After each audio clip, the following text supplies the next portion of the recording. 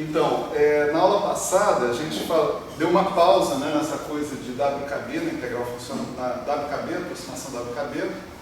A gente tinha visto a aproximação WKB na formulação canônica, né, normal, né, formulação de Schrödinger, canônica, etc. A gente vai voltar a isso, né, só que do ponto de vista da integral funcional e mostrar que as duas coisas são equivalentes. É um longo caminho, mas a gente vai chegar lá. Mas antes da gente retomar isso aqui, deixa eu só atualizar vocês quanto ao status da polêmica que aconteceu na aula passada, né? Então, na aula passada nós chegamos à conclusão de que para que a gente tivesse conservação de energia na integral funcional, na vista do ponto de vista integral funcional, a gente precisava calcular o jacobiano da transformação de translação temporal de uma maneira específica, né? Usando uma prescrição que tratava pontos de fatias vizinhas de maneira mais simétrica, né? E com essa prescrição a conta dá certo, sem essa prescrição a conta dá errado, né? E o que falta então saber é o seguinte: o que justifica essa prescrição? O que faz com que essa prescrição venha a ser a boa, né? Ao contrário de outras que existem por aí, etc. A resposta final a essa pergunta ainda não deu tempo da gente formular, mas eu encontrei um trabalho não, na verdade é uma página, o cara fala assim, um guia de uma página para integração funcional, né? Onde o cara só fala dessa questão, desse ponto, exatamente desse ponto, é um húngaro, né? Isso está na página pessoal dele, o cara provavelmente nem publicou o negócio. Está na página pessoal dele. Isso foi procurando Google, internet e tal, não sei o quê. O cara é full professor lá na Hungria e tal, não sei o quê, conhece um monte de gente por aí, passeou em Princeton, passeou em Stanford, num monte de lugares. E aí ele resolveu escrever esse negocinho de uma página sobre integral funcional. Ele diz, olha, se eu não usar uma prescrição de ordenamento, eu não tenho correspondência entre o cálculo de produtos temporalmente ordenados de operadores e o que eu calculo dentro da integral funcional. Eu tenho que usar uma prescrição de ordenamento. E a prescrição de ordenamento correta é a chamada prescrição de ordenamento de Weyl. É isso que o cara diz. Tem que ser a prescrição de ordenamento de Weyl. Quando eu aplico a prescrição de ordenamento de Weyl e vou calcular algum valor esperado de algum funcional da velocidade, adivinha aonde que você termina, né? Qual em termos de fatiamento temporal da integral, qual é o tipo de fatiamento que você termina? Exatamente no que a gente estava fazendo, certo? O fatiamento temporal da velocidade tem que ser feito da maneira simétrica que a gente fez na aula passada. Exatamente isso. Então, isso aparentemente corresponde à prescrição de ordenamento de Weyl, tá certo? Que é uma prescrição de ordenamento de operadores, ou seja, não tem nada a ver, em princípio, com a integral funcional, né? Então, qual é a minha tarefa aqui? Eu vou limpar o meio campo em relação a essa história, né? Estudar mais sobre o ordenamento de Weyl em questão. E aí, no final, eu pego e mostro esse assunto para vocês com meio de campo limpo. Aí, por que eu fui atrás do ordenamento de Weyl? Eu descobri o Stack Exchange, né? Esse site aí, que o Gabriel deu um toque, né? Então, assim que eu tiver isso aí mais limpo, aí eu paro e explico esse negócio direitinho, porque esse negócio me parece que é realmente fundamental do ponto de vista integral funcional, né? Talvez até a conta específica que a gente tenha feito seja uma conta nova, né?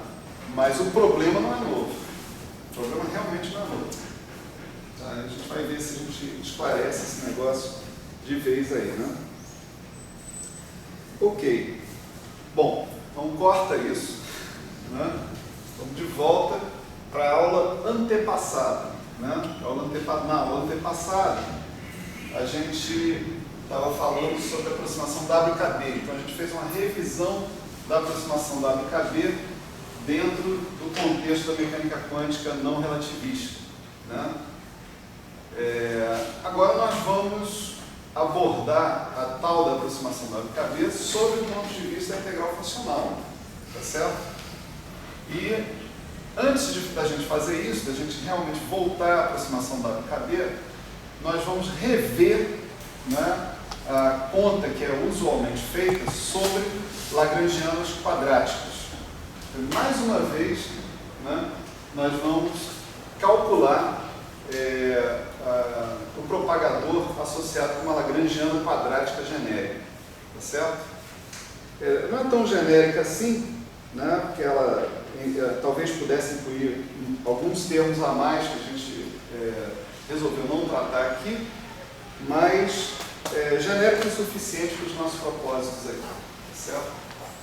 Então vamos considerar o seguinte, vamos considerar que a gente está pensando numa subitem, né? Lagrangianas quadráticas. Então, vamos supor que a gente esteja considerando uma lagrangiana que seja dada por isso aqui, 1/2 de mx ponto ao quadrado mais ou menos, né? 1/2 de c de t x2 menos e de t vezes x. Então, você poderia colocar um termo linear também em x ponto, tipo x ponto, tá certo? Alguma coisa desse tipo. Mas isso só ia complicar um pouco mais o nosso problema.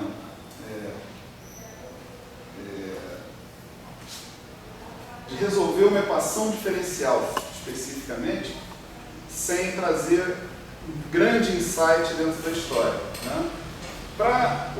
Inclusive, para a situação que a gente está considerando, que são potenciais que não dependem da velocidade, né?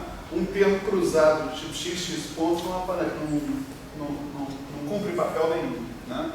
O que esse termo poderia cumprir, o papel que esse termo poderia cumprir, seria quando você tivesse, por exemplo, interação com um campo eletromagnético, né? Onde você tem um termo que é o produto escalar da velocidade pelo potencial vetor, né? Aí sim você tem alguma coisa do tipo x ponto aparecendo na história. Mas como a gente não está considerando isso nesse primeiro momento, a gente vai deixar uma lagrangiana desse tipo aqui. Isso não é a lagrangiana mais geral quadrática que a gente pode escrever, mas ela serve para uma classe bem grande, né? Então a história toda aqui, né, é calcular a integral funcional com essa lagrangiana dentro da situação e o que a gente vai fazer essencialmente é fazer uma expansão da ação em torno da configuração clássica, a configuração que satisfaz as equações de movimento, né?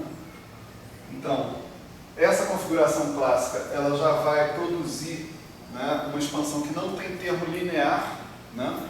Porque o termo linear é proporcional à derivada funcional da ação em relação a x, e essa derivada funcional da ação em relação a x se anula por hipótese, né? Quando a solução x é igual a x clássico.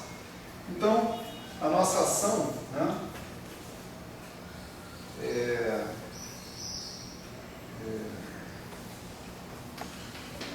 ela vai ser a ação associada com x clássico, né, mais 1/2 integral dt de d1 dt2 d2s dx d1 dx d2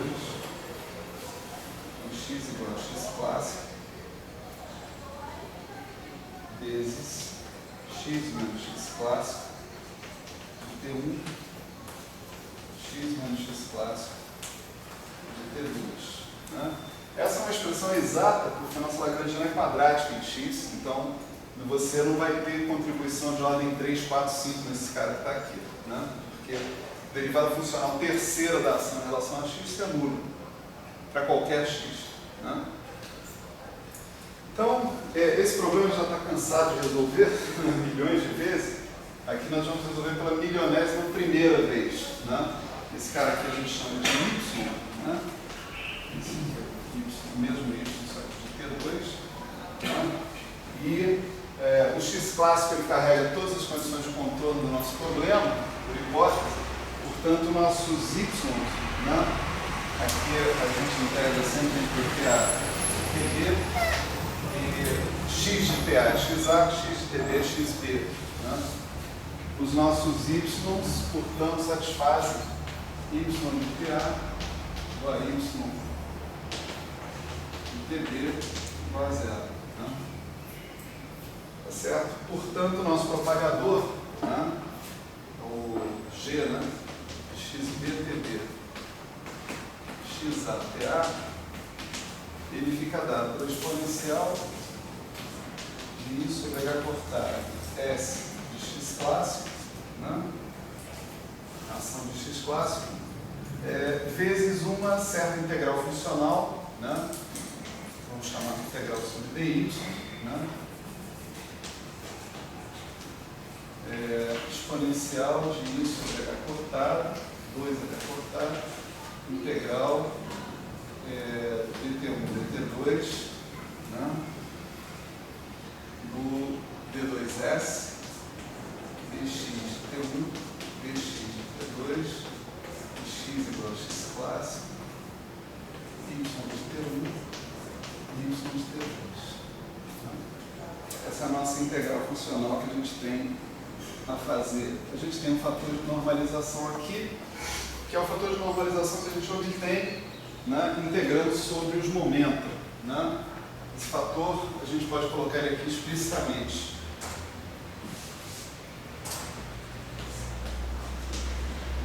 Ele é m sobre 2 deixa eu escrever só n aqui, né, por enquanto. Né? Daqui a pouco eu escrevo de volta o n completo. Né? Então, posso fazer, esse n eu deixo assim, de propósito, né? Genérico, e a gente pode fazer agora essa integral em dy usando uma série de prescrições possíveis, etc. E tal, né? Nós vamos voltar atrás, né, e fazer a integral funcional usando a prescrição de time slicing, de novo, de fatiamento temporal. Certo? A gente não fez essa prescrição até agora, atenção. Né? A gente viu que dava um determinante, tarará, né? Mas a gente não. A gente calculou esse determinante com auxílio de outras técnicas e tal. Aqui nós vamos terminar, como antes, no determinante. Só que o operador que a gente vai utilizar, vai ter que calcular o determinante, é um operador discretizado. Né? Salve. É um operador discretizado em função do método, né, de fatiamento temporal que a gente está utilizando. Então, essa integral que está aqui, né, vou chamar isso aqui de g tilde de 0, pt, 0. PA, né? Esse g tilde, né, 0 tb, 0 PA, ele é, na prescrição de fatiamento temporal, né, limite, quando n tende a infinito, integral dy1 dy1n. Né? Agora eu vou escrever o fator n explicitamente. Esse fator n é aquele fator que vem da integração sobre o espaço sobre os momentos. Né? Certo? Quer dizer, estou fazendo integral funcional só sobre o espaço de trajetórias, posições. Né? Isso por quê? Porque, teoricamente, eu antes fiz a integral funcional sobre o espaço de momento. Né? Então, o fator n que eu ganho quando eu faço aquela integral sobre o espaço de momento é esse cara aqui, n sobre 2πi h cortado epsilon elevado a n mais 1 sobre 2. Né? Isso todo mundo já sabe, a gente já tinha obtido esse fator antes. Né? E aqui aparece a exponencial desse cara aqui discretizado. Né? Como é que é ele discretizado? Vai ser I sobre H cortado. Né?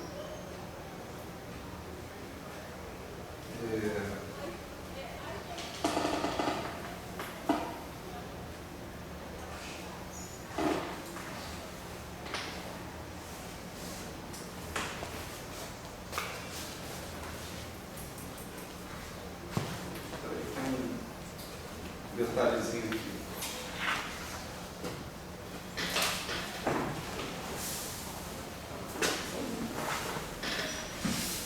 detalhezinho bem perigoso.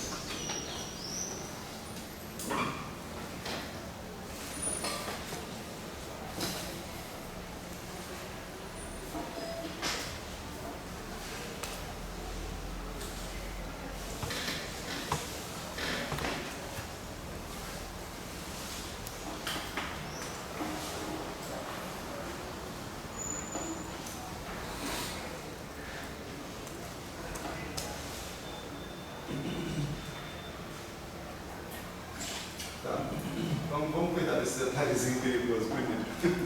Né? Antes a gente ver o que a gente está fazendo.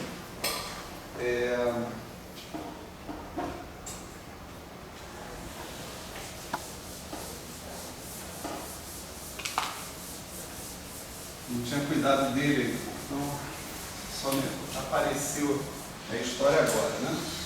Então, aquela ação primeira ali, integral dt1, dt2, né? Vamos trabalhar aquele negócio ali. Nossa lagrangiana, que eu acabei de apagar, é um meio de n x ponto ao quadrado, né?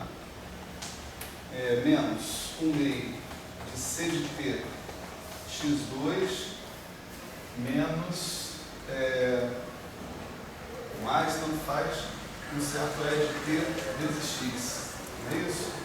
Então, se eu calcular a derivada segunda da ação em relação a x de t1, x de t2, isso aqui é essa derivada segunda em relação a x de t1, x de t2, da integral dessa lagrangiana aqui. Vamos chamar de dt barra, vai aqui multiplicar dv, né? 1 meio de n x ponto ao quadrado menos 1 meio de c de t x2, né? E aqui eu tenho uma derivada segunda atuando num cara que é linear em x, tá certo? Esse cara não vai contribuir, não preciso nem me preocupar com ele agora, né? Bom, a minha primeira derivada funcional, vou guardar d dx de t1 da segunda, né? Vai dar integral em dt barra ta até tb de n x ponto, né? de t barra delta de t barra menos t2, né? Menos c de t x de t barra delta de t barra menos t2, certo? Essa é a primeira derivada funcional. A segunda derivada funcional vai me trazer o seguinte: dt barra ta é tb n, aí, desculpa, aqui tem uma derivada aqui, dt barra, não faltou isso, né? Aí eu venho e calculo isso aqui, vou ter um d a dt barra da delta de t barra menos t1, d a dt barra da delta de t barra menos t2, menos c de t, delta de t barra menos t1, delta de t barra menos t2. Integrando em dt barra, né? Isso daqui vai virar essencialmente menos m d2 dt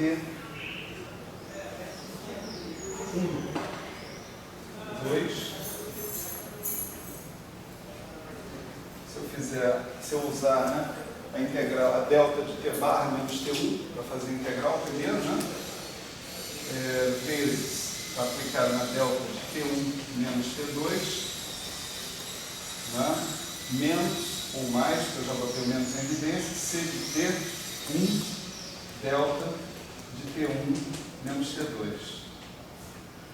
Tá certo? A integral foi embora, fica esse cara aí atuando sobre delta, né? A gente pode botar a delta de t1 menos t2 em evidência.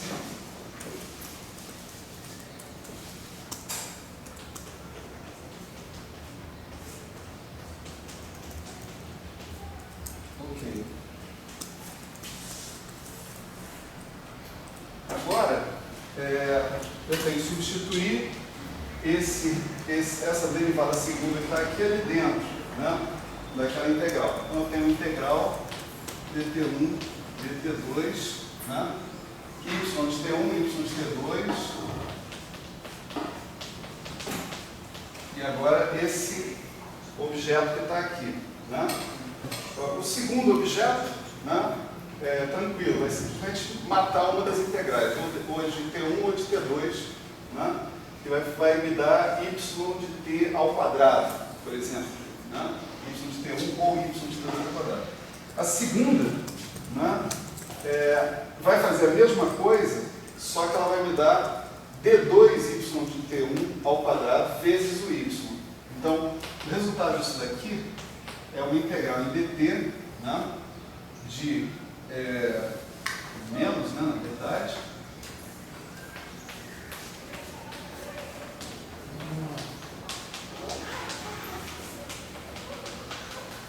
fazer x igual a x clássico aqui é irrelevante, porque a segunda derivada não depende de x, tá certo?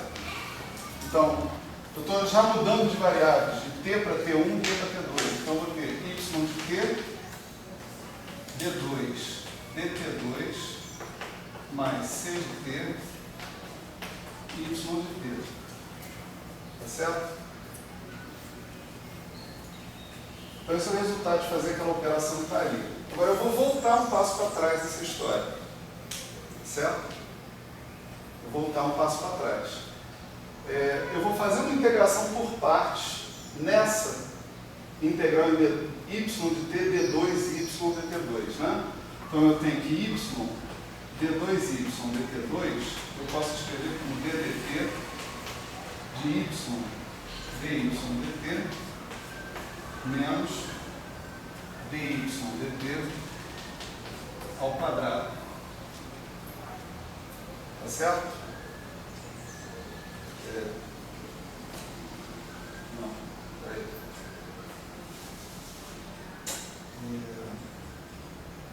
Tá certo. Dy dt ao quadrado. Eu subo para esse daqui para ficar com esse cara que está aqui. Né? Esse cara, quando eu integrar, ele me dá um termo de superfície. Né? Só que y de TA igual a y de TB igual a zero. Aqui eu estou tranquilo com todos os termos de superfície. Não tem problema nenhum com eles. Então, efetivamente, eu posso substituir isso que está aqui por isso que está aqui. E o resultado ali vai ser, não mais eu vou botar o menos em evidência, tá certo? Vou colocar assim, integral em dt de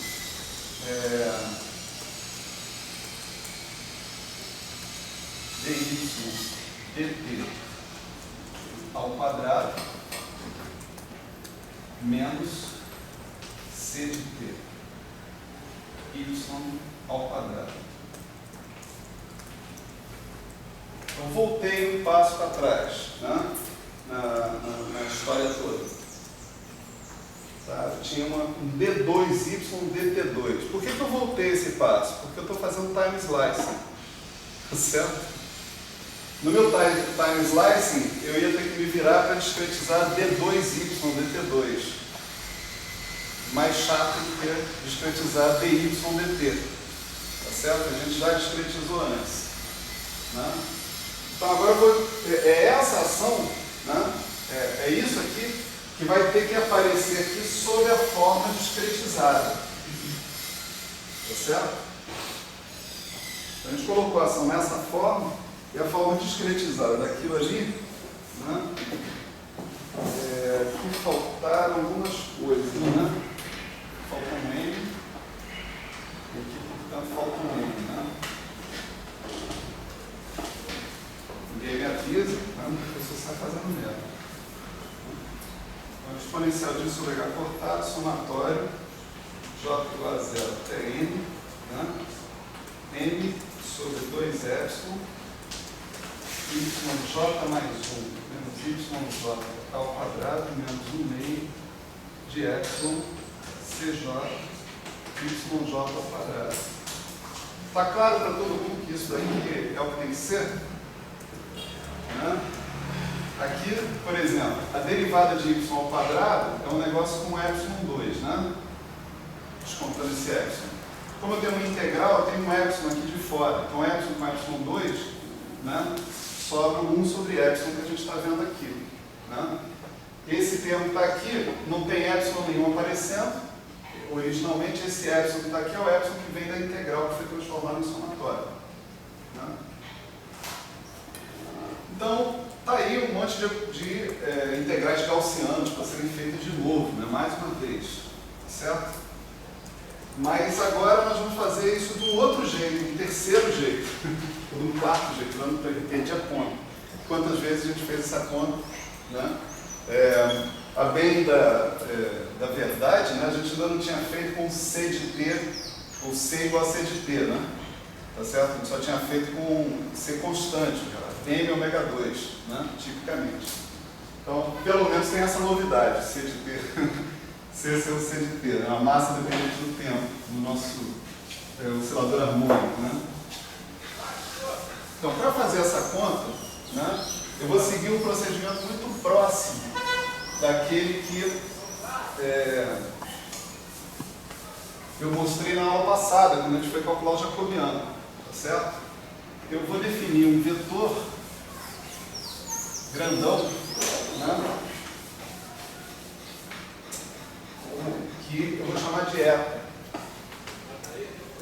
Esse eta é o seguinte, ele é y1, y2, yn. Tá certo?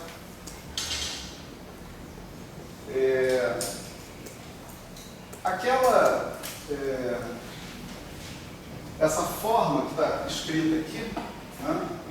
Se a gente expandir, né? Termo a termo aqui, yj mais 1 ao quadrado menos 2 yj mais 1 yj mais yj ao quadrado, tá certo? Coletar o que está acontecendo com cada yj, né? E tentar escrever isso aí como uma matriz, né? O que a gente vai escrever é uma coisa do tipo eta transposto sigma eta, tá certo? Vou colocar aqui como o cara está colocando, Schumann, né? Menos eta transposto sigma eta, onde esses caras aqui vão ser y1, y2, yn, e aqui eu tenho um matrizão, né? Que ele vai ser escrito assim, olha, 2, menos 1, menos 1, 2, 0. Eu vou escrever 5 entradas aqui para a gente ficar tranquilo, né? Aí aqui vai aparecer menos 1, 0, 0, 0, menos 1, 2, menos 1, 0, 0, 0, menos 1, 2, menos 1, até a última entrada que vai ser 0, 0, 0, 0, 0. E aqui a gente vai colocar as duas últimas entradas aqui, de propósito.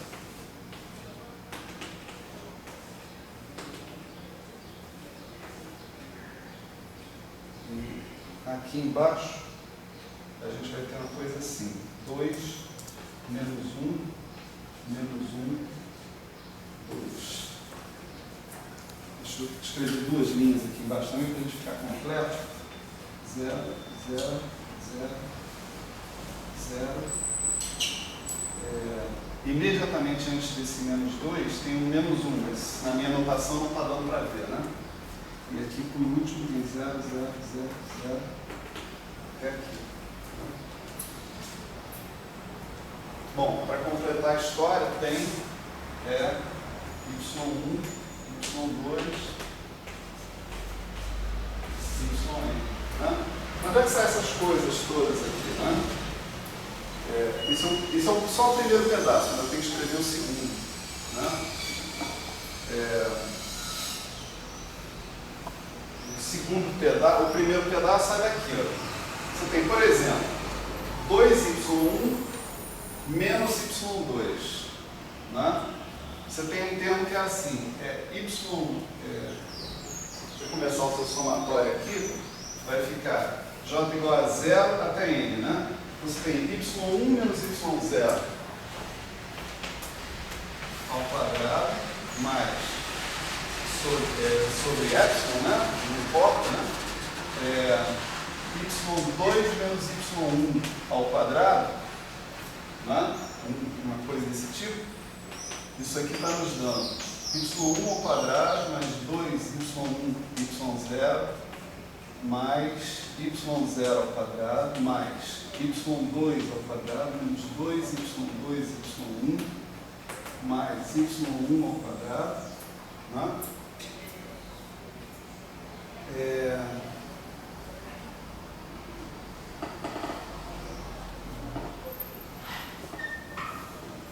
Claro que o próximo termo vai envolver y3 menos y2, mas eu estou querendo parar só nessa primeira linha, onde envolve y1 e y2, né? Então,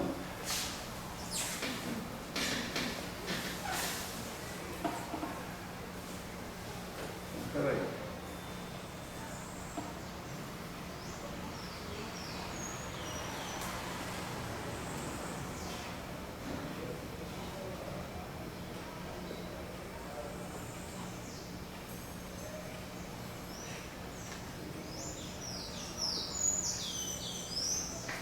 Por exemplo, esse cara aqui, atuando ali, vai gerar na primeira linha 2y1 menos y2.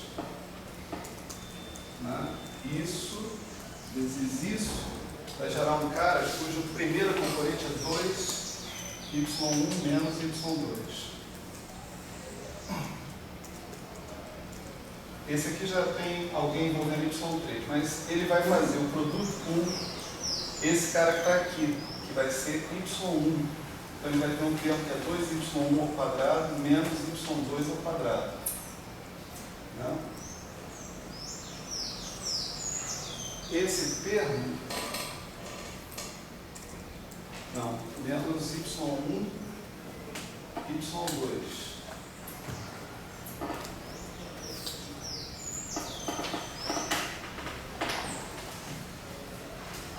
Tá, isso aqui está sendo reproduzido. y1 ao quadrado, 2y1, y2. Tá? Esse y2 ao quadrado vai contar na próxima rodada, quando tiver y2 menos y3 ao quadrado. Né? E ele vai te dar um termo como esse, só que trocando y2 por y3 e y1 por y2. Né? Então essa matriz aqui, ela reproduz, isso aqui é só um corte, né? Um pedaço daquela primeira conta ali.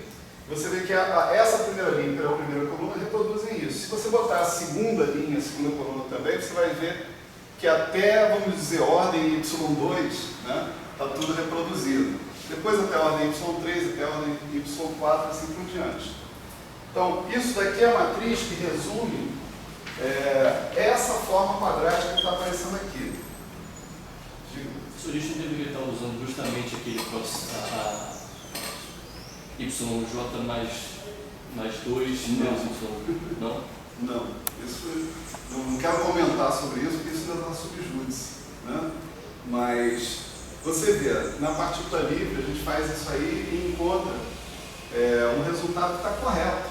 Na partícula livre e no próprio oscilador harmônico, se a gente fizer o oscilador harmônico por time slicing, a gente encontra o resultado que é correto. Ou seja, o cara satisfaz a equação, ele é a função de Green da equação de Schrödinger. Você pode testar o resultado que você obteve aplicando o operador da função de Schrödinger e mostrando que o cara dá delta, né? Vamos dizer assim. E tanto na partícula livre quanto no oscilador harmônico isso funciona. Ou seja, para uma Lagrangiano quadrático o negócio realmente funciona sem problema nenhum. Por quê? Porque aparentemente essa forma quadrática que está aqui já exibe simetria entre o YJ e o YJ mais 1. Se você considerar todos os termos dessa história. Esse aqui é o lance, entende? Quer dizer, aqui você não tem uma fonte de assimetria como você tinha lá no cálculo do jacobiano. Mas isso que eu estou te falando, eu já pensei nessa pergunta que você fez, né? Por isso que eu estou falando isso. Eu não posso assinar embaixo e dizer que é isso. Eu tenho que testar algumas outras coisas a mais. Por exemplo, uma coisa possível de ser testada é impor esse ordenamento primário e ver que a gente vai chegar no mesmo resultado. Entende? Eu acho que esse é um teste que precisa ser feito. Mas eu não fiz o teste, então não posso dizer para você, dá na mesma. Só te digo o seguinte, como isso dá certo, e como a tal da simetria aparentemente é necessária, eu enxergo essa simetria aqui nessa expressão. Tá certo? Essa expressão tem tratamento igual para YJ mais 1, YJ mais 2, assim por diante. E tanto tem que você termina com uma matriz assim, que é uma matriz simétrica, né? Em oposição à matriz que a gente terminava quando a gente calculava o jacobiano, que era uma matriz diagonal superior, claramente não hermitiana. Né? Então, vamos aceitar isso por enquanto, certo? Bom, aqui eu preciso de espaço para escrever mais um matrizão. Né? Então, vou pedir a compreensão de vocês para escrever o mesmo matrizão de uma forma reduzida, né? Mais Y1, Y2, YN. Essa aqui é fácil, né? Você tem CJ, YJ ao quadrado, é só você botar uma matriz diagonal, C1, C2, C3, todos na diagonal, você vai produzir aquela forma quadrática que está lá, né?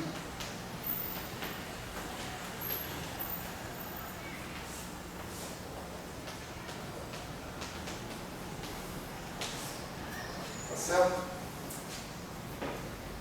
Então, a gente tem essa definição de sigma, está faltando aqui algumas constantes. Né? Qual constante que aparece aqui? MI sobre 2εh cortado, multiplicando esse cara. Né? E aqui aparece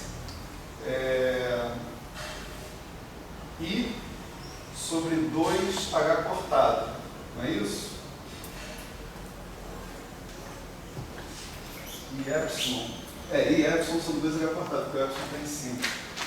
Então aqui eu tenho que incluir o M sobre 2εh cortado. E, né?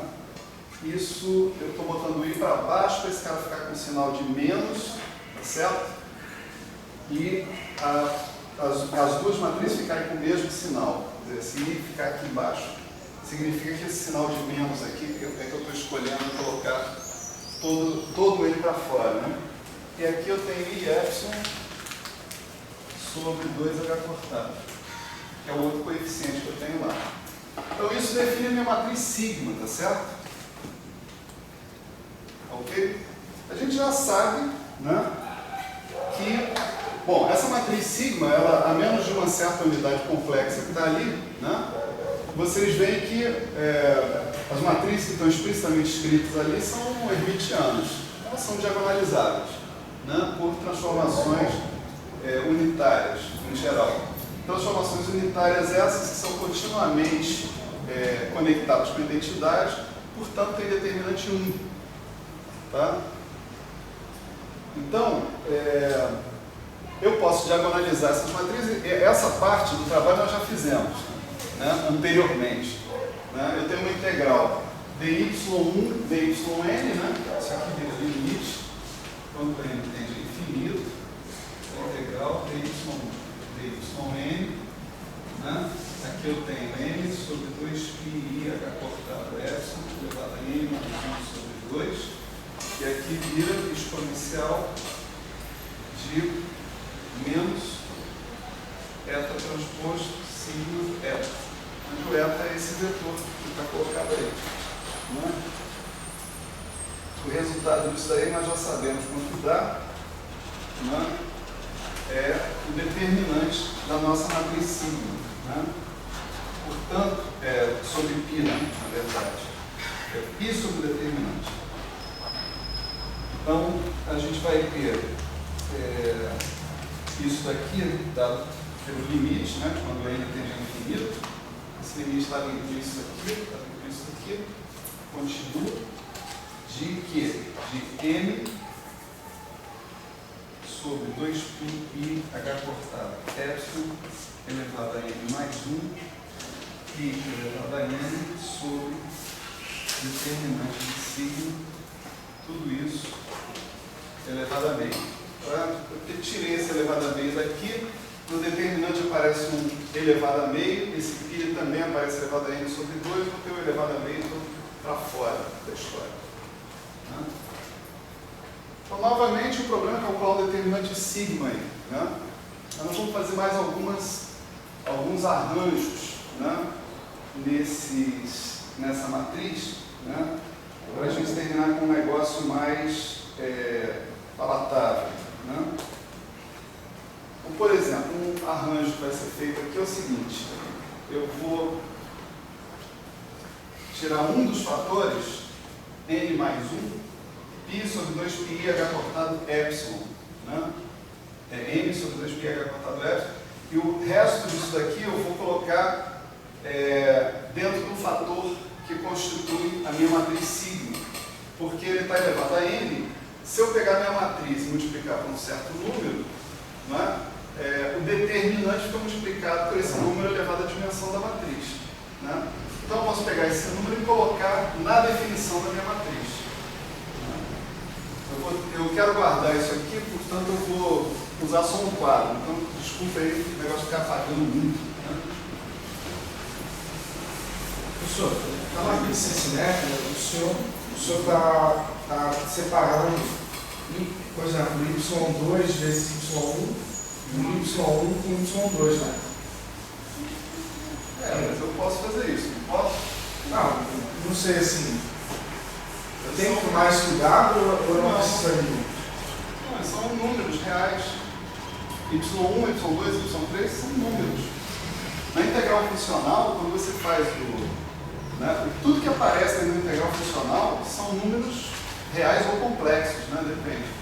Não são operadores simplificados? Não são operadores. Eu achava que o seu problema, o problema da aula passada, e de certa maneira aí no problema mencionado nessa aula, é o que eu defino quando eu tenho quantidades que envolvem produtos desses y. Aparentemente eu tenho que definir coisas simétricas. Eu vou fazer um estudo sobre isso e ainda vou falar o resultado para vocês. Tá certo? Eu tenho que usar implicitamente o que é conhecido como ordenamento de Weyl. No começo da aula você não estava presente, eu falei um bocado sobre isso aqui. Enfim, mas vou voltar ao assunto, tá? Não se preocupe. No futuro aí a gente volta ao assunto.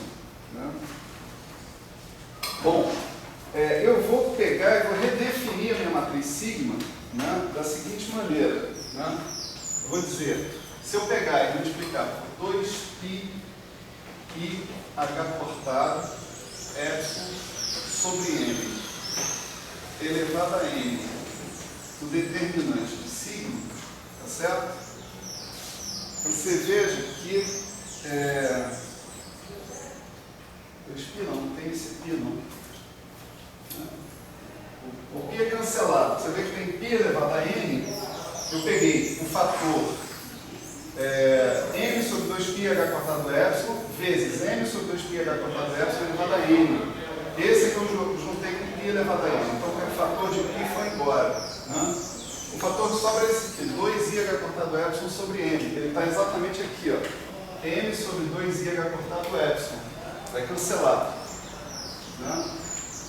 E o segundo fator, que é π epsilon sobre 2h cortado, ele vai se reduzir a menos epsilon 2 sobre n. Então isso daqui me dá uma matriz que é assim. Isso aqui é o determinante dessa matriz aqui. 2, 1, tarará, menos 1, 2, tarará, até chegar aqui, menos 1, 2, A mesma matriz que está ali, mas agora não precisa ser tão explícito, quanto eu tinha sido. 0, menos 1, só para ser um pouco mais explícito do que eu estou sendo. Mais ou menos, na verdade, epsilon 2 sobre n, C1, C2, Cn.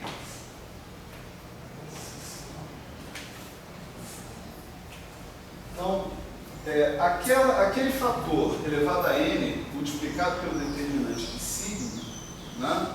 Me diz que o determinante que eu tenho que calcular é esse determinante que está aqui, dessa matriz que está aí. Tá certo? Bom, e agora, né, eu vou trocar 6 por meia dúzia, né? Completamente. Agora que a coisa começa a ficar legal, né? Começa a ficar legal da seguinte maneira. Imagina que você calcule, pegue essa matriz numa certa ordem, J, por exemplo. Né? Você é capaz de calcular o determinante dessa matriz, nessa ordem, em função do determinante dessa matriz, numa ordem anterior. Vamos fazer um exemplo aqui, por exemplo, com a ordem 5, por exemplo. Certo?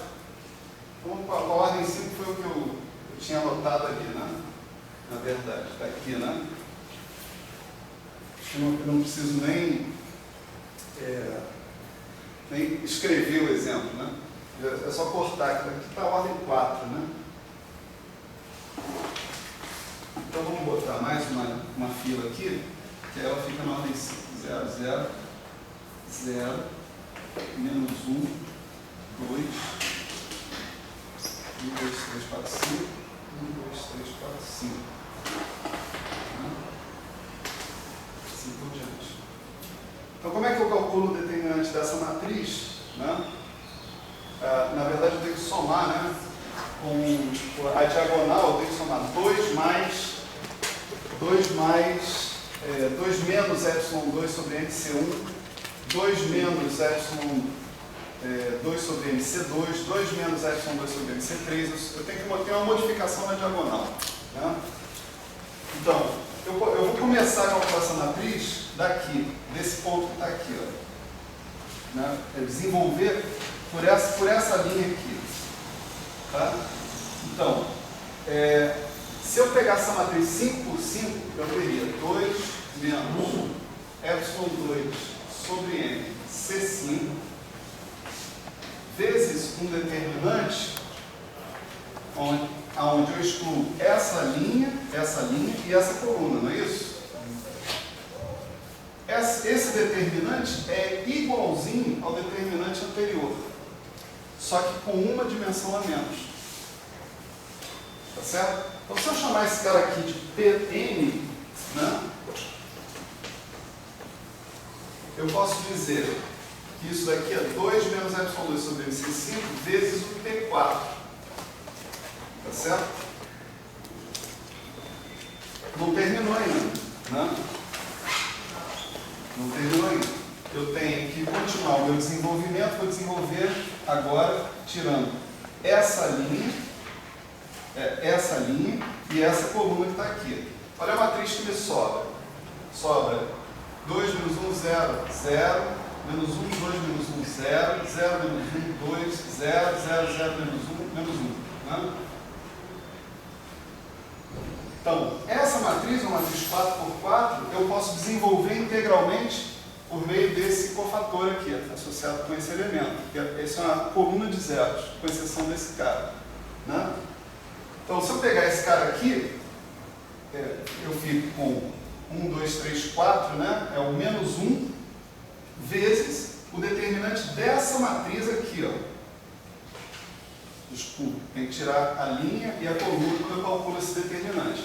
Então, o determinante dessa matriz que está sobrando aqui. Mas essa matriz que está sobrando é exatamente o P3. Tá certo? Ela é igualzinha à matriz anterior. Eu estou implorando aqui pela compreensão e imaginação de vocês, deslocar a diagonal por 2 menos epsilon2 sobre n CI, né? Qualquer coisa. Então, o que sobra aqui colocar vai ser o menos P3. Né? Então, isso daqui é o P5. Tá certo? Se eu estiver calculando um determinante pentadimensional, isso dá 2 menos epsilon2 sobre n C5 vezes o P4 menos o P3. Né? Essa estrutura, ela se repete, né, ad infinitum aí. Né? sem maiores problemas. Então, você pode escrever perfeitamente que o seu PJ mais 1 é igual a 2 menos epsilon2 sobre M, CJ mais 1, PJ menos DJ menos 1. Isso é uma relação de recorrência para você calcular o seu determinante. Aqui é preciso a gente fazer algumas definições, né? A primeira definição é a definição do P1. Eu vou definir como P1 2 menos epsilon 2 C1 sobre N, né? Eu tenho que fazer isso, senão minha relação de recorrência não fecha, né? E como eu tenho uma coisa, por exemplo, se eu tiver o P2 aqui, J igual a 1, eu vou ter que encarar aqui um P0, né? O P0, para a minha relação de recorrência fechar, tem que ser 1. Tá certo? Isso é fácil verificar, né? É só você pegar um cara bidimensional, tridimensional, por exemplo, e fazer a conta, você vai ver que o número que você vai obter aqui é 1, essencialmente. Então você precisa que o P1 seja isso, o P0 seja 1. Né? E agora, vamos pegar a relação de recorrência que a gente descobriu e reescrever essa relação aqui. Esse segundo termo que está com negativo, o senhor fez olhando para o número menos 1, que é o segundo termo do fator. Aqui no nosso exemplo, né, eu tinha uma matriz 4x4 calcular o determinante, eu optei por calcular por essa coluna de zeros. Então, o número que aparecia que era menos 1. O menos 1 elevado a i mais j, aqui é 1, é mais 1. O sinal, né, do cofator é mais 1. Mas o número que ele está multiplicando aqui é menos 1. Agora só entendi por que é igual o resto da matriz dele igualzinho. Olha só. Você tem que tirar esta coluna e essa linha. Não é? Você já tinha tirado essa coluna. Quando você calculou o determinante do P5, né, você expandiu por essa linha. Né? Então, o determinante agora que eu vou calcular é o determinante de uma matriz 4x4 que não inclui essa coluna aqui. Você já tirou essa Então, eu estou apelando para a imaginação. Né? Eu estou comendo os passos, escrevendo um quadro, né? Mas imaginando para todo mundo me seguindo. Né? Tá bom? Então, essa coluna eu já tinha tirado. Então, não posso colocá-la de novo. Né? Então, legal. Vamos reescrever essa relação de recorrência de um jeito mais esperto. Né? O jeito esperto é o seguinte: PJ mais 1 menos 2PJ mais PJ menos 1 sobre epsilon 2 é igual a menos CJ mais 1 PJ sobre M.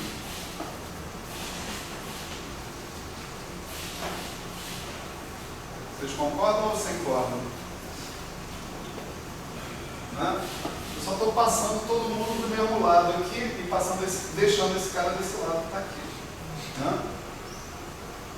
Isso aqui, não sei se já dá para enxergar, mas tem uma cara de derivada segunda. Né? Uma bela cara de derivada segunda. Mas para a gente materializar essa cara disso de derivada segunda, a gente faz uma substituição.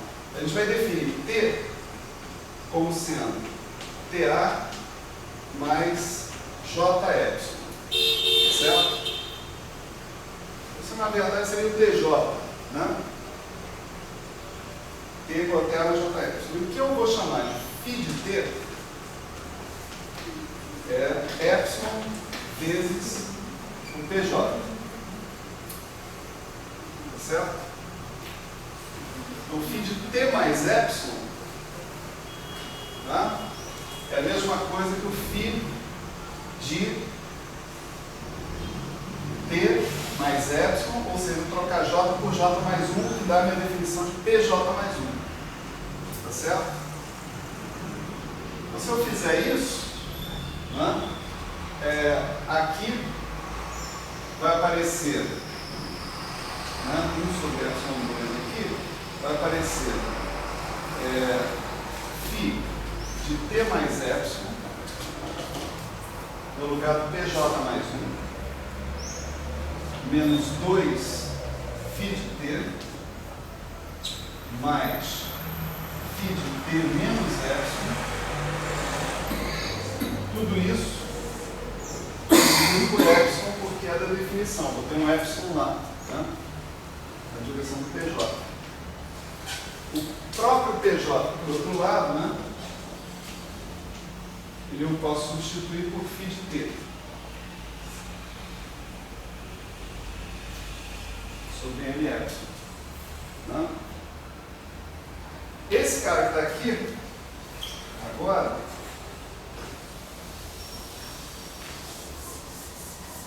você vai pela definição original da derivada, né? isso. Legal. É isso que eu ia comentar. Eu lembro de um pouco que eu aprendi de grupo, de função de Green, que a derivada se transformava numa matriz assim, né? Tem 1 e 2. Aí eu falei, pô, você ia Derivada segunda, né? derivada segunda no caso. É isso mesmo. Tá. Mas isso tem alguma coisa a ver com quântica, professor? Eu entendi. Isso tem alguma coisa a ver com quântica, que o valor se transforma em um operador? Isso é álgebra, né? Como a quântica é montada na álgebra, é correlacionada. Isso não tem, assim, intrinsecamente nada a ver com quântica, né? Mas aparece, né, aqui, Legal. nesse procedimento de discretização, né?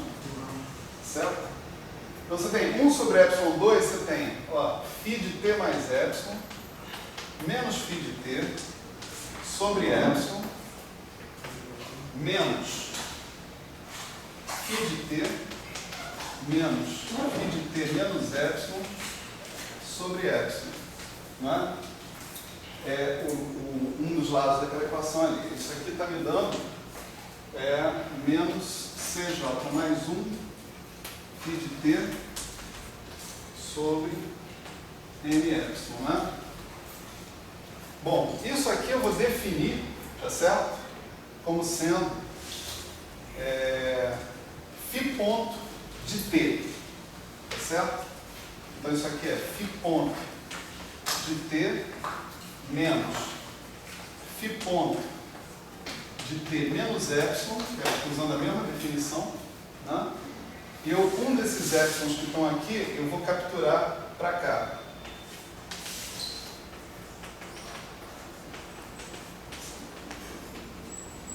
Certo?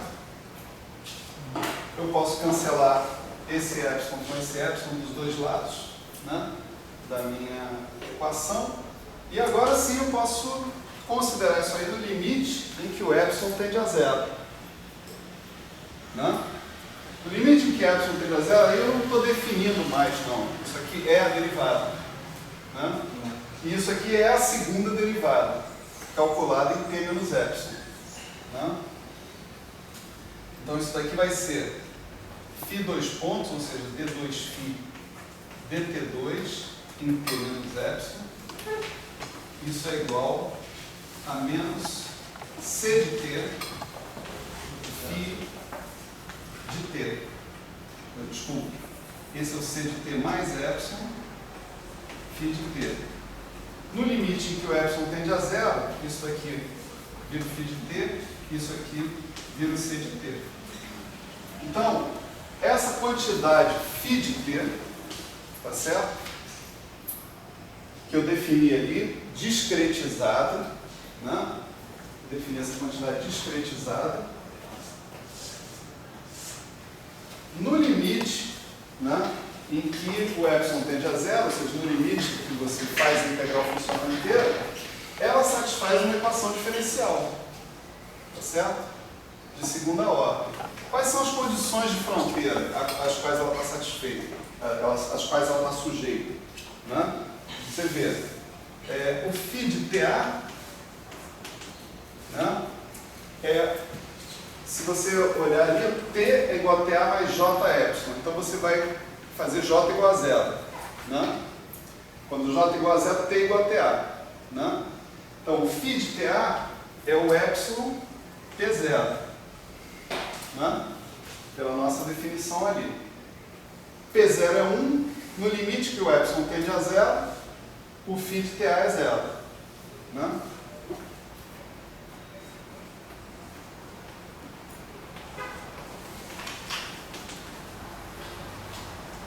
Mas ele também satisfaz uma condição sobre a primeira derivada dele. Isso daqui é uma equação diferencial de segunda ordem, né? E ela tem solução única, porque eu sou capaz de encontrar outra condição satisfeita agora pela derivada do φ. Tá certo? Olha só, o φ ponto, né? O dφ de TA dt, né? Ele vai ser o quê? Ele vai ser epsilon, né? A definição dele, né? Vai ser T1 menos P0 sobre epsilon. É isso? É o φ de T menos o φ de 0, o φ de 0 mais epsilon, menos o φ de 0 dividido por epsilon. Isso é a derivada, né? E o φ de cada coisa é epsilon vezes essas coisas, não é isso? Então, esses epsilons aqui cancelam, né? E eu tenho P1, quem era o P1? 2 menos epsilon 2, C1 sobre N, menos o P0, que é 1. Né? Então, quando o epsilon tende a 0, esse termo tende a 0, 2 menos 1 tende a 1, isso tende a 1. Tá certo? Então, o que eu quero calcular? Né? Vamos lá. Eu quero calcular o determinante daquele sigma. E mais, eu quero calcular o determinante daquele sigma no limite quando n tende a infinito, ou seja, quando epsilon tende a 0. Certo? Então, o determinante desse sigma, ele é, né, o Pn, né? Não é isso? O Pn é o φ, né, de T mais N epsilon, né? Sobre epsilon, né? Naturalmente. Agora, T mais N epsilon é exatamente o TB, né?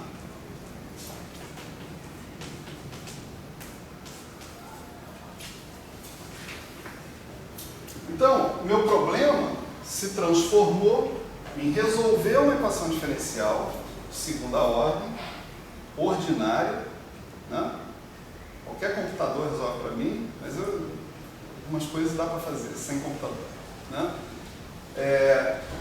Encontrar a solução e calcular essa solução no outro extremo, TB. Tá certo? Tá claro isso?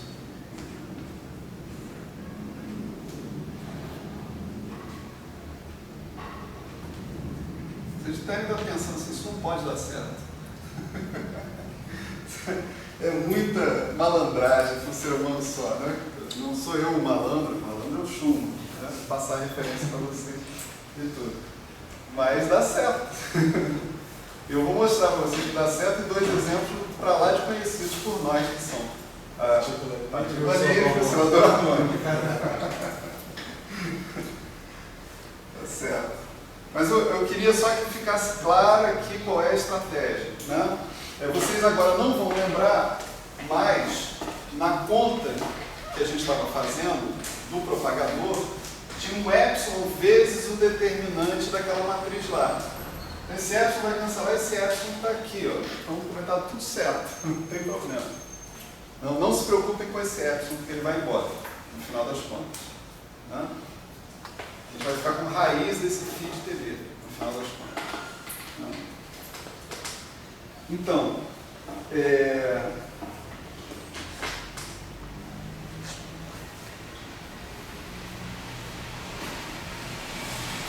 vamos particularizar isso para a partícula livre, por exemplo. Né? O que acontece aqui? Antes, deixa eu colocar a expressão final, né? Do problema, só para a gente dar uma olhada global, né? No que a gente conseguiu.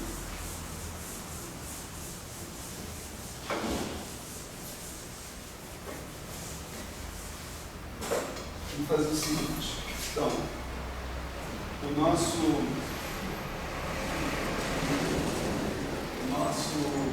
G, né? XB, TB, XA, PA, né? Ele vai ser raiz quadrada de M sobre 2π I H cortado. Aqui tinha um epsilon, tá? E aqui tinha o determinante, que ia ser o PN no limite quando o epsilon tendesse, né?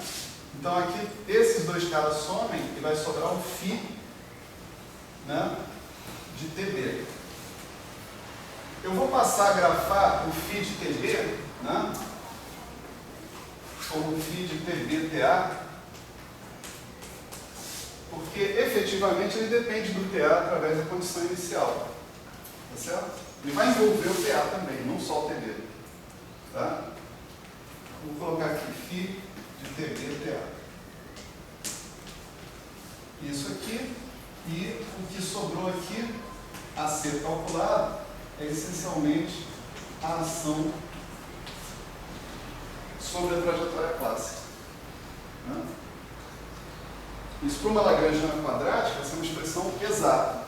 Então agora, tudo que a gente tem que fazer é encontrar aquele φ de TB-TA para cada exemplo que a gente estiver interessado. Né? Então vamos lá. Partícula livre. Né? Partícula livre.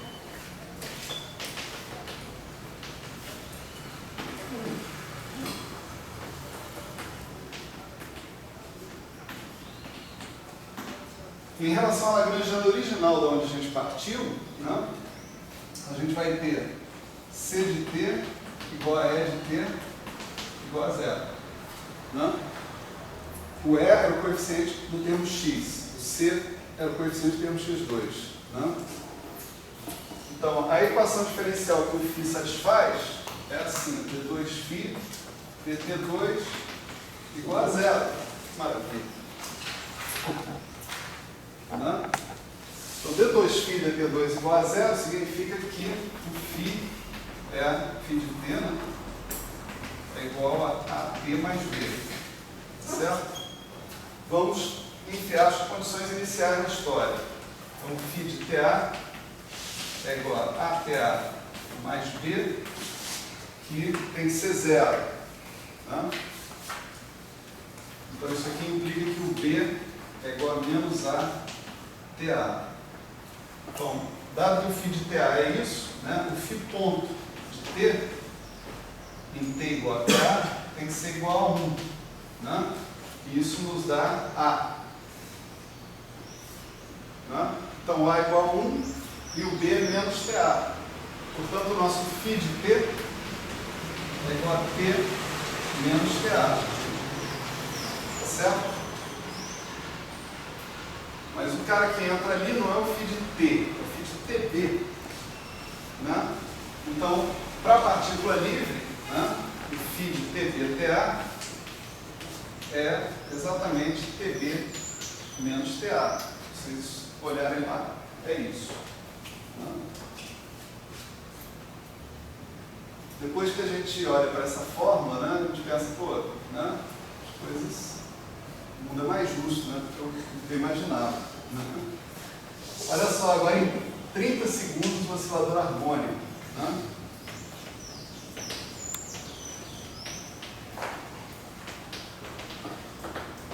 O oscilador harmônico, o φ vai satisfazer d2φ, dt2, né? Mais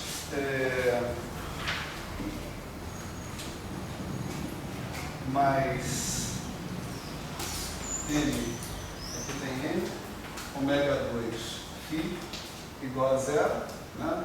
Nosso N cancela e a gente tem que o φ pode ser escrito como A seno de ômega t mais um certo delta. É uma outra parametrização possível, né, da nossa solução. Né? Então, novamente, se eu φ de t, o φ de 0, né? O φ de t0, né? TA, né? φ de TA tem que ser 0, né? φ de TA igual a 0 significa que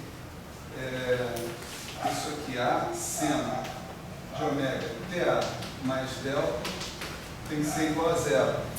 Né? Quem eu tenho à minha disposição para escolher, para zerar o seno, eu tenho o delta. Então, escolho aqui o delta com menos ômega TA. Certo? O φ ponto de TA vai ser A cosseno de ômega TA mais delta vezes ômega, né? A ômega. E isso aqui tem que dar 1. A gente pode lembrar que o delta, né, já foi escolhido com menos ômega TA. Então, ômega TA mais delta é 0. Cosseno de 0 é 1. Então, essa condição implica que A ômega é igual a 1 ou A igual a 1 sobre ômega. Né? Daqui você tem que o seu φ de t é seno de ômega t menos TA sobre ômega. Mas você não quer o φ de t, você quer o φ de TB, que é o cara que vai entrar ali no propagador. Então ele vira seno de ômega TB menos TA sobre ômega, que é exatamente o fator que aparece lá no oscilador harmônico. Bonito, né? Entre nós. Então tá, então agora todo mundo confia plenamente, né, nesse método. Né? Porque, Que bruxaria é essa? porque tudo que a gente calculou até agora está aí o método reproduzindo. Não é isso? Então todo mundo confia plenamente neste método. Então a gente agora pode tratar um potencial tratável por WKB, ou seja, um potencial que não varie tão brutalmente por aí afora. Né? Vamos rever como é que a gente faz isso. Né?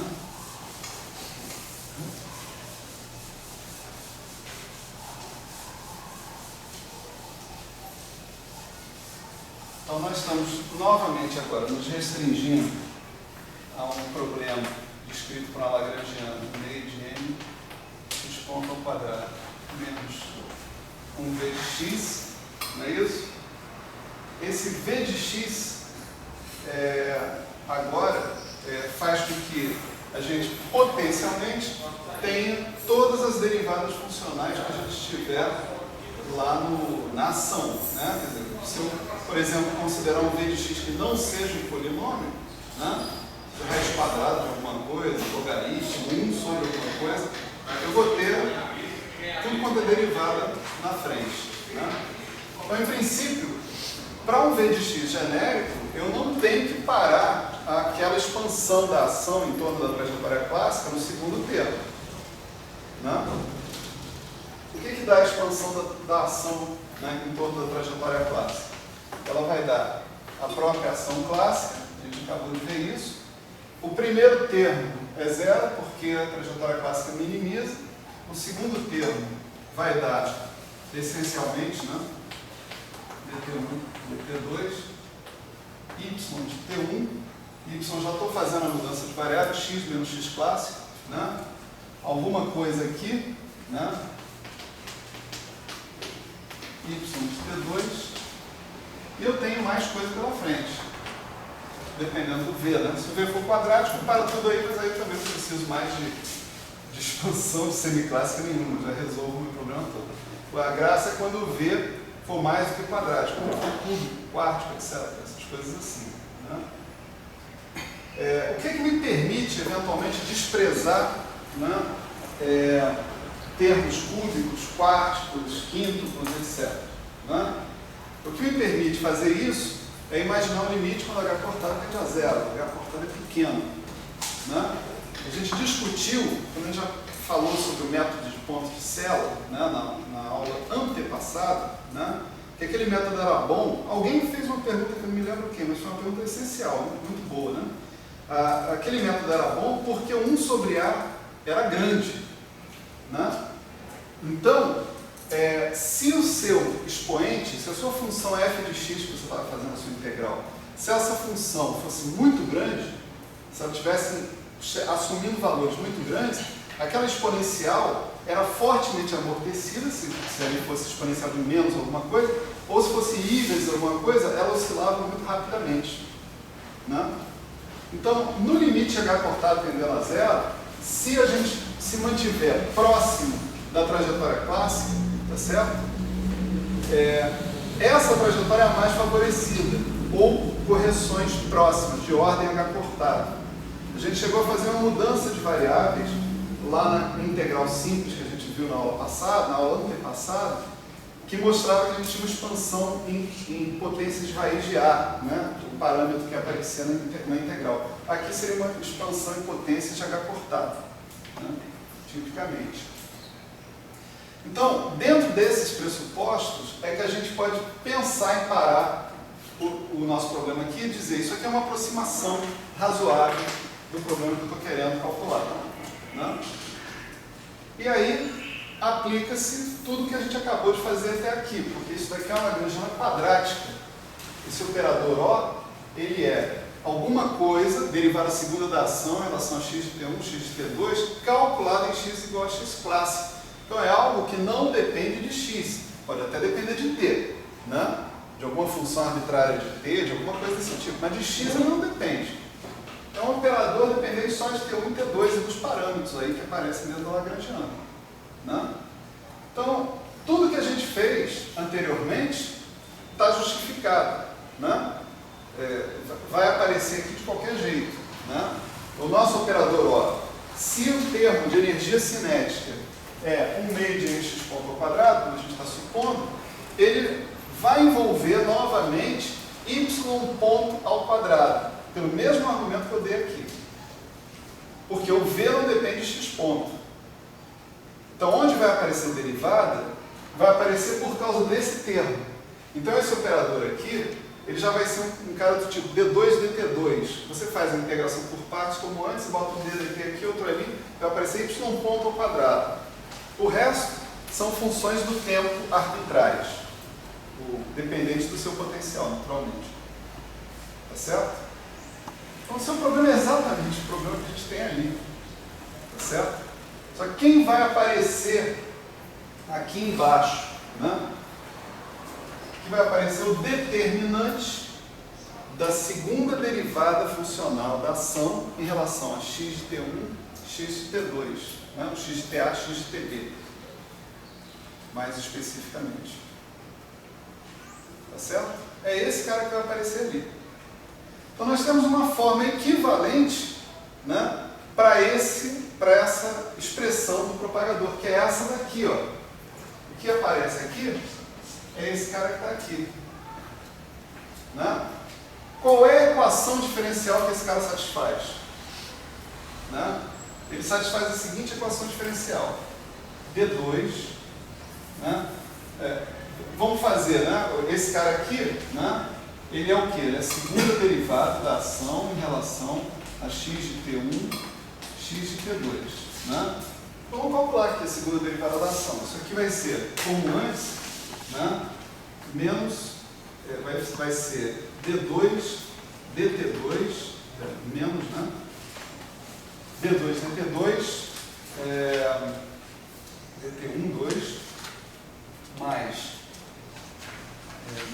menos d2v dx2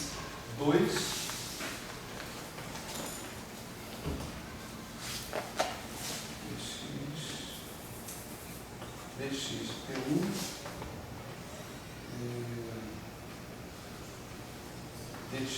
dx t2. Peraí.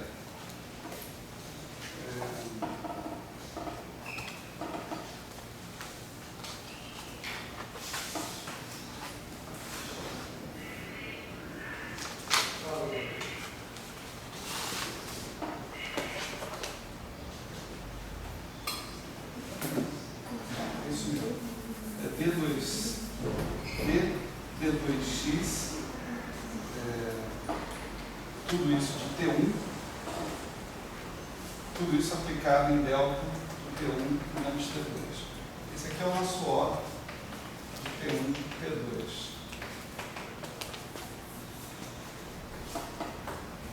Né? É só calcular a segunda derivada da ação, é esse cara que está aparecendo. Então, aquela função c de t, ela aparecia lá, porque ela correspondia exatamente a isso, no caso do nosso potencial quadrático. Né? Agora, é isso aqui em x igual a x clássico, né? Naturalmente. Certo? Tem que ser calculado em x igual a x clássico. Então, quando eu colocar isso de volta, né, ali na nossa integral, o que a gente vai tirar vai ser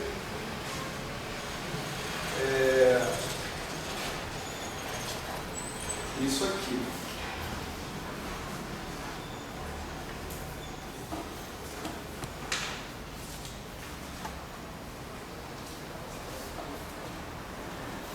A gente vai tirar m d2 dt2 mais v2 linhas de x clássico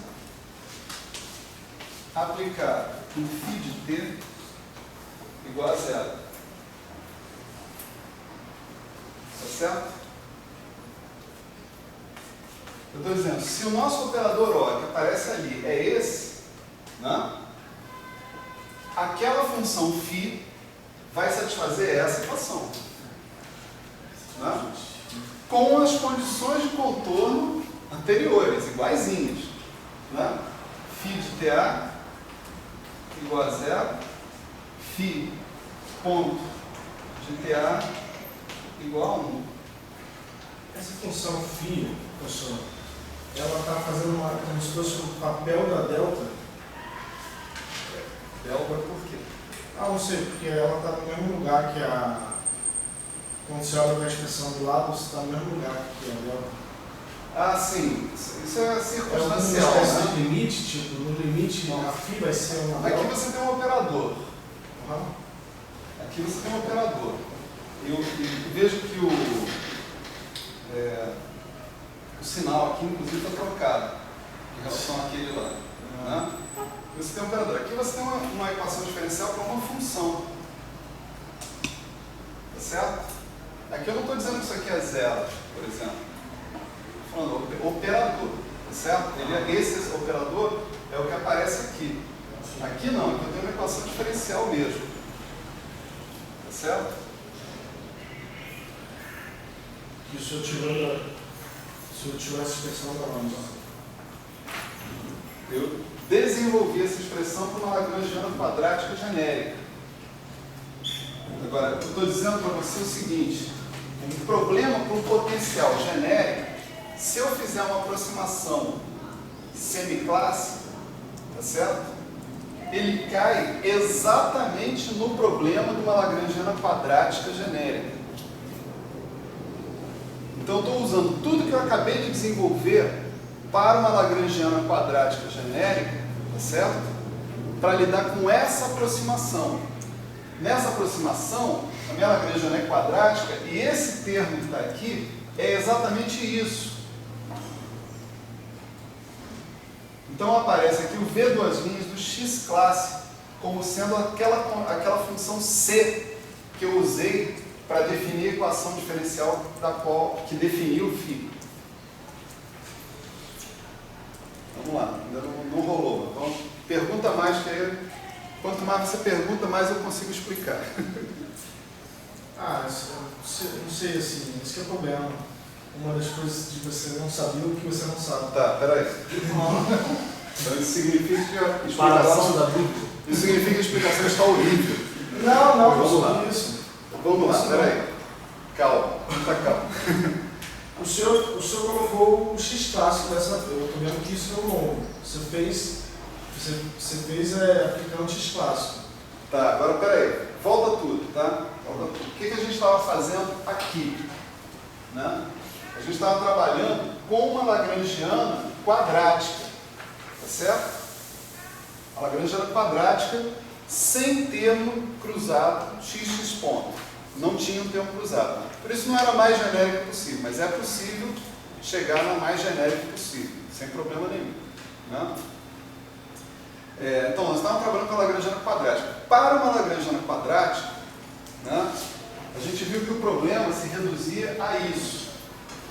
O propagador era exponencial da ação clássica vezes um